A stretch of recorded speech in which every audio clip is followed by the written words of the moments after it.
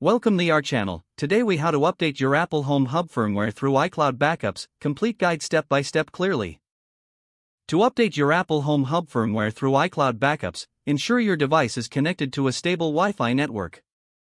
Begin by opening the Settings app on your iPhone, iPad, or iPod Touch. Scroll down and select your name at the top of the screen. Tap on iCloud and then choose iCloud Backup. Make sure iCloud Backup is turned on. Next, tap on Backup Now to create a fresh backup of your Home Hub settings. Once the backup is complete, close the Settings app. Now, locate and open the Home app on your device. In the Home app, select the Home icon in the top left corner. Tap on Home Settings. Scroll down to Software Update. Here, you will see the current firmware version of your Home Hub. If an update is available, you will see an option to download and install. Tap on that option to initiate the update process. Wait for the download to complete, which may take a few minutes.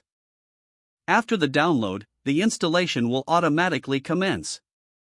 Your Home Hub will restart during this process, which is normal. Once the update is finished, you will see a confirmation message. Check the Software Update section again to ensure your Home Hub is now on the latest version. If everything looks good, you're all set.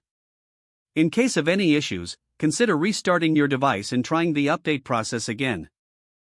Make sure to verify your iCloud settings if you encounter persistent problems. With these steps, you can successfully update your Apple Home Hub firmware through iCloud backups.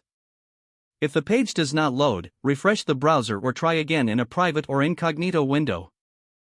Make sure you are using the correct email address, then retype it carefully to avoid small typos.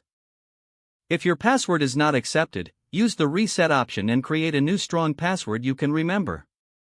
Check your spam folder for verification or security emails, then complete any requested confirmation steps.